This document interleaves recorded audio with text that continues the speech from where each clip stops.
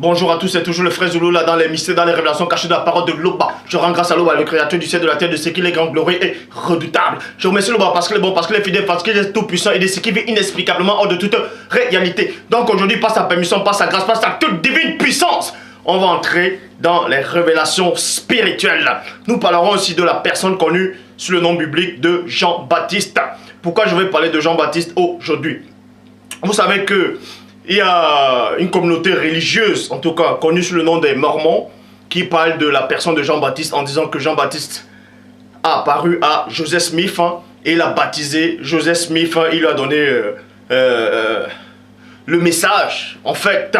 Donc, parce que plein de gens parlent de Jean-Baptiste et certains pensent que Jean-Baptiste c'est-à-dire était Élie dans l'Ancien Testament et il s'est réincarné pour renaître en tant que Jean-Baptiste, pour connaître le mystère de la tête coupée. Parce que selon la Bible, Élie, le Tishbi dans l'Ancienne Alliance, a égorgé les prophètes de Baal. Donc il a fallu qu'il revienne naître en tant que Jean-Baptiste.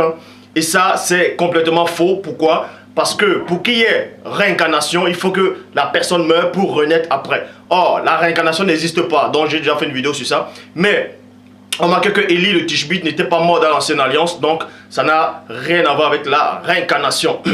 Bon, comme vous pouvez voir le titre de la vidéo, Jean-Baptiste était-il un esprit dans le ciel avant sa venue sur la terre? Est-ce qu'il existait en tant qu'esprit supérieur dans le grand ordre de choses?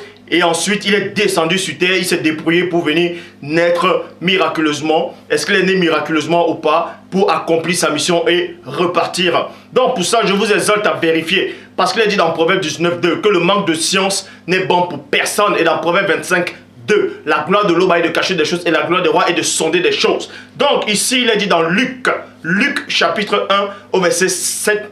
Luc chapitre 1 verset 5 à 7 dans la Bible second 21, il est dit ceci: durant le règne d'Hérode sur la Judée, il y avait un prêtre du nom de Zacharie de la classe d'Abias. Sa femme était une descendante d'Aaron et s'appelait Élisabeth. Point. Tous deux étaient justes devant Dieu et suivaient d'une manière irréprochable tous les commandements et toutes les lois du Seigneur. Donc, on vous dit ici, selon la Bible, il y avait un homme et une femme, ils étaient avancés en âge, ils craignaient Loba. Et on vous dit ici, ils n'avaient pas d'enfants. Parce qu'Élisabeth était stérile et il était l'un et l'autre avancé en âge.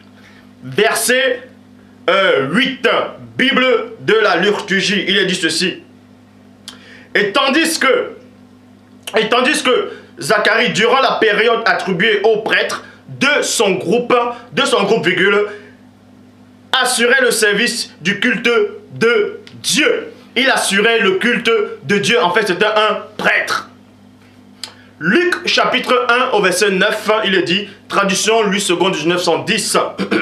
Il fut appelé par le sort d'après la règle du sacerdoce à entrer dans le temple du Seigneur pour offrir le parfum. Point.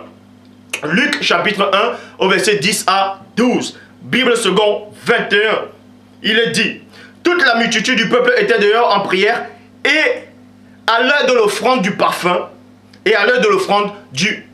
Donc Zacharie est entré dans le temple, selon la Bible. Il est entré dans le temple et il y avait une grande foule qui attendait dehors. C'était sa période. Donc il est entré pour offrir des parfums, selon la Bible. Mais la véritable histoire de Jean-Baptiste, vous allez voir ça dans le deuxième livre qui ne va pas tarder. Bref, donc Zacharie, on vous dit ici là, alors un ange du Seigneur apparut à Zacharie et se tut à droite à l'autel des parfums. Pendant qu'il était dans la pièce, il y a eu un être supérieur, un être divin qui est apparu à Zacharie, à sa droite. Et on vous dit ici que Zacharie fut troublé en le voyant. Et la peur s'empara de lui. Donc Zacharie a eu peur quand il a vu cet ange-là, cette entité spirituelle. Et dans Luc chapitre 1 au verset 13, traduction David Martin le dit: mais l'ange lui dit, Zacharie, ne crains point, car ta prière est exaucée. Et Élisabeth, ta femme enfantera un fils, virgule. On vous dit ici que ta femme enfantera. Or, les autres versions qui ont été mal traduites par rapport à ce passage, on dit ta femme t'enfantera. Mais ici, cet ange-là lui fait comprendre que cet enfant va naître miraculeusement. Mais est-ce que parce qu'il va naître miraculeusement, est-ce qu'il vient alors du ciel? Et tu l'appelleras du nom de Jean. Luc chapitre 1, verset 14 à 17. Bible second 21, il dit: il sera pour toi un sujet de joie et d'allégresse, et beaucoup se réjouiront de sa naissance. Car il sera grand devant le Seigneur, il ne boira ni vin, ni boisson alcoolisée, et il sera rempli de l'Esprit Saint dès le ventre de sa mère. Donc il était né en tant que fils de Dieu, parce que tous ceux qui ont le Saint-Esprit du Père sont fils du Père. Mais est-ce que ça veut dire qu'il avait eu une existence avant sa naissance physique dans le grand ordre de choses? Est-ce qu'il avait connu le mystère du dépouillement?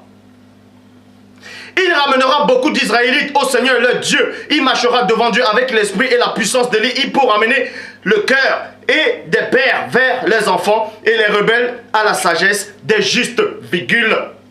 Afin de préparer pour le Seigneur un peuple bien disposé. Et dans le verset 18 à 20 de Luc 1, il est dit: Zacharie dit à l'ange, parce que Zacharie dit à l'ange: à quoi reconnaîtrai-je cela? En effet, je suis vieux, et ma femme est d'un âge avancé. L'ange lui répondit: je suis Gabriel, et je me tiens devant Loba. J'ai été envoyé pour te parler, et pour t'annoncer cette bonne nouvelle. Donc Zacharie a changé des mots de langage avec Gabriel. Mais dans le deuxième livre, on donne le nom des vrais anges. En tout cas, le nom de Gabriel, de Michel, le nom des anges. On donne les vrais noms dans le deuxième livre qui va sortir. Mais ici, on parle de Jean le Baptiste. Voici, tu seras muet et tu pourras plus parler jusqu'au jour où cela arrivera. Parce que tu n'as pas cru. Parce que tu n'as pas cru à mes paroles qui s'accompliront au temps voulu. Luc chapitre 1 verset 57, il dit: le moment où Élisabeth devait accoucher arriva et elle mit au monde un fils. Nous verrons donc ce fils-là, connu sous le nom biblique de Jean-Baptiste. Si il existait d'abord au ciel dans le grand ordre des choses avant de venir sur la terre. Matthieu chapitre 3 au verset 1. Vous allez comprendre la révélation et vous allez comprendre qu'il y a un seul enseignant dans ces siècles-ci, dans cette époque, celui qui est en face de vous. Donc, dans Matthieu chapitre 3 au verset 1, il dit, dans la Bible des peuples: en ces jours-là, virgule, Jean le Baptiste fait son apparition, parce que Jean était né. Et il fait son apparition et commence à prêcher dans le désert du Jourdain, dans le désert de Juda, dans Bible des peuples. Jean chapitre 1 au verset 29, Jean chapitre 1 au verset 29, il est dit: le lendemain, virgule, il vint, il vit Christ s'approcher de lui et dit, deux points: voici l'agneau de Loba qui ôte le péché du monde. Jean chapitre 1 au verset 30. Bible parole de vie. C'est de lui que j'ai parlé. Donc Jean-Baptiste ici, il s'adressait à certaines personnes en face de lui. Sur la personne de Christ. Il dit de Christ: c'est de lui que j'ai parlé quand j'ai dit, deux points: l'homme qui vient après moi est plus important que moi, virgule, parce qu'il existait avant moi. Donc Jean-Baptiste reconnaît ici que Christ existait néanmoins avant lui. Mais on vous donne néanmoins la révélation dans le verset 31, parce qu'il est dit dans Job 33, 14 que Dieu parle cependant tantôt d'une manière, tantôt d'une autre, et l'on n'y prend point garde. Jean chapitre 1 verset 31, dans la Bible de Jérusalem, il est dit: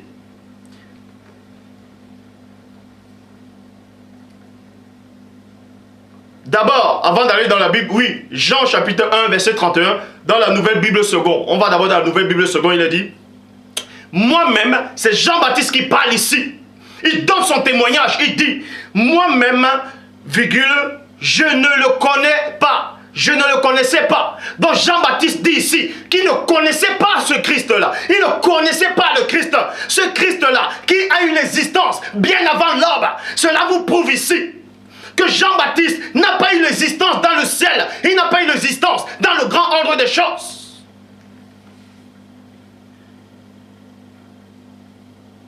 Jean chapitre 1 au verset 31, Nouvelle Bible seconde.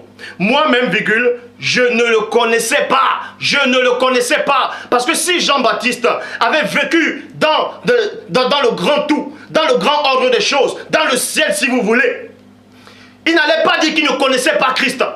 Parce qu'il n'a jamais vécu dans le ciel avant de venir sur la terre.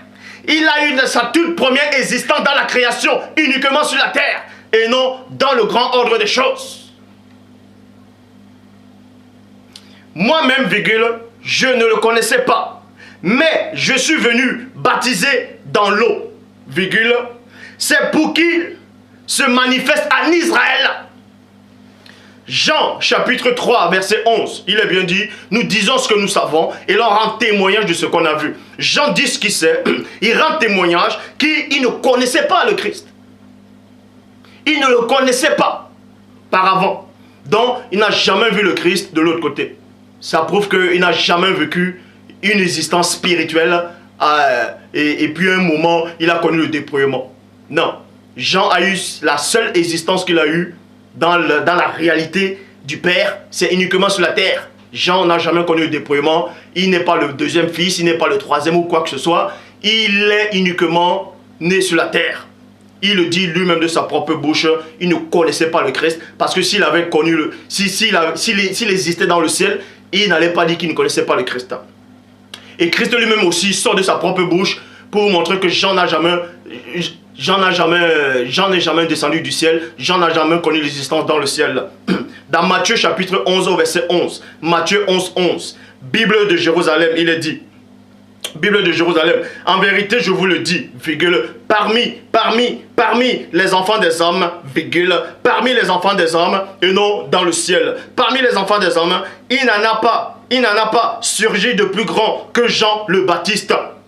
Jean le Baptiste. Et cependant, le plus petit dans le royaume des cieux est plus grand que lui. Là-bas, on vous dit ici que parmi les hommes, parmi tous ceux qui sont nés de femmes, en gros, si vous voulez réellement comprendre ce que ça veut dire, ça veut tout simplement dire, parmi tous les hommes qui sont nés d'une relation entre homme et femme, c'est-à-dire quand vous êtes sorti par rapport à entre l'homme et la femme qui s'accouplent et puis vous sortez, Jean est plus grand que vous. Mais cependant, le plus petit qui est dans le royaume des cieux, mais qui c'est qui est dans le royaume des cieux actuellement? Si ce n'est les anges, les entités, les archanges, les chérubins, les ophanies, trône aux dominations, autorité. Donc vous dit ici que dans le grand ordre des choses, le plus petit, la plus petite des entités est plus grand que Jean le Baptiste. Donc Jean le Baptiste n'a même pas sa place là-bas. Le Père s'est encore glorifié.